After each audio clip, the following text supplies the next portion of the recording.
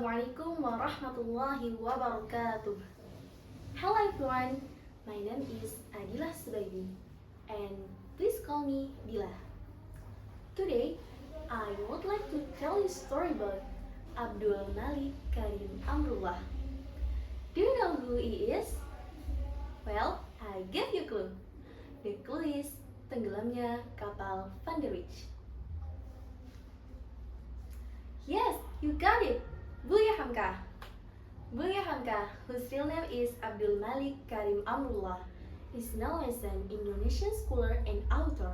During his 57 years of work, he has written 84 book titles, including Tafsir Al-Azhar and Tenggelamnya Kapal Van der Wijk. Buya Hamka was born on February 17, 1908 in Tanah Siro, which is currently part of the Nagari Sungai Batang area Agam, West Sumatra. He died on July 24, 1981, and he was buried at the Tanah Kusir Public Cemetery. The Indonesian government designated Buya Hamka as a national hero on November 7, 2011. However, long before Buya Hamka was given the title of national hero, he was thrown into prison on the orders of the former President Sukarno. Towards the end of 1950, the conflict between the Islamic and communist camps also reached its climax. The clash of views between Buya Hamka and President Sukarno struck the Panji masyarakat magazine. Buya Hamka alluded to the Indonesian government led by Sukarno tending towards communism. In the article entitled Quiet Democracy, Buya Hamka, he was expressed criticism of the government system at the time. When this magazine was published, he was warned by someone. Hamka, your writing really offends your friend there. And Buya Hamka calmly answered, I know that in politics, sometimes friends can become enemies. Entering 1964, news spread that Islamic scholars and religious leaders, especially former mainstream party figures and opponents of the government, would be arrested.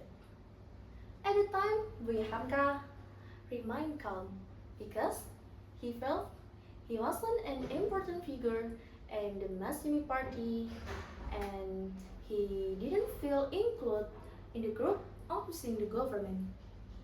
But, in fact, on the morning of January 27, 1964, coinciding with the month of Ramadan, when he had just returned from giving a recitation, Buya Hamka, approached by several police officers who showed him an arrest warrant.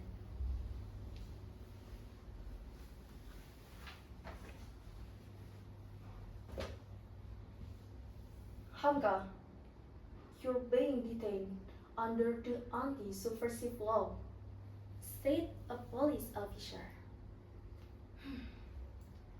Even though he wasn't told where he would be taken, Buya Hamka calmed his family because he himself didn't feel happy. After some time with the news, Buya Hamka's family was informed that they could visit Buya Hamka in Sukabumi, West Java. There, Buya Hamka was very shocked. While in detention, he was interrogated and continuously forced to admit his involvement in the attempt to overthrow Sukarno. He was also accused of receiving $4 million from the Malaysian Prime Minister giving subversive lectures and other accusations. Their accusations were clearly fabricated because the date of the secret meeting mentioned was the same as a major event he had attended. Likewise, the amount of money he was alleged to have received was never proven to be exist.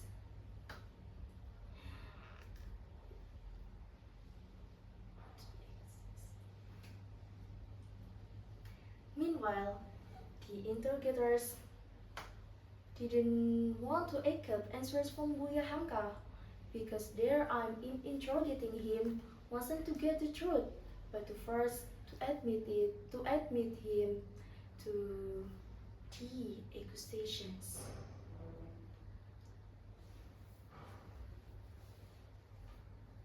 Just admit it, Buya. You have betrayed. You sold your country to Malaysia, Sultan and official.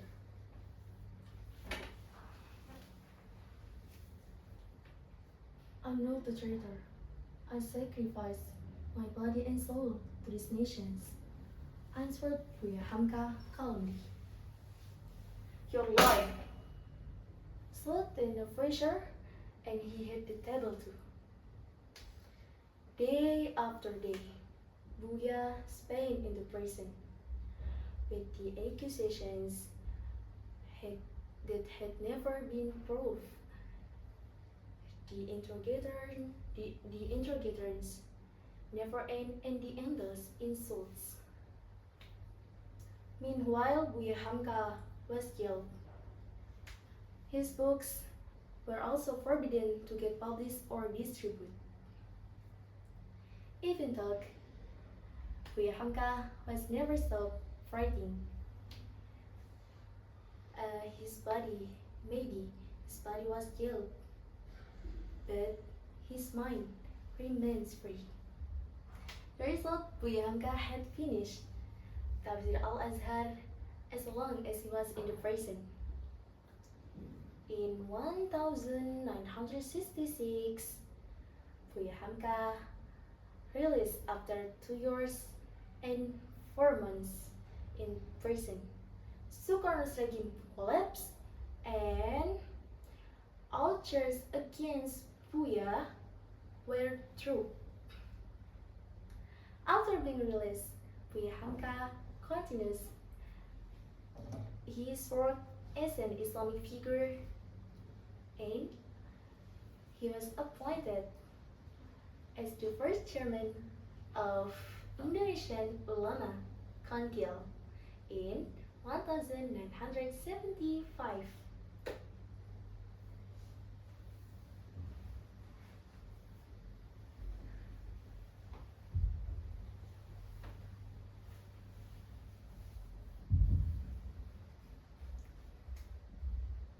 Ulama have long been book in the Bible is Allah, but the reward is given. That was the story about Buya Hamka. The human was not good at hating. The moral lesson of the story is don't be afraid to fight injustice and stick to the Islamic religion. Maybe this all from me and thank you. Wassalamualaikum warahmatullahi wabarakatuh.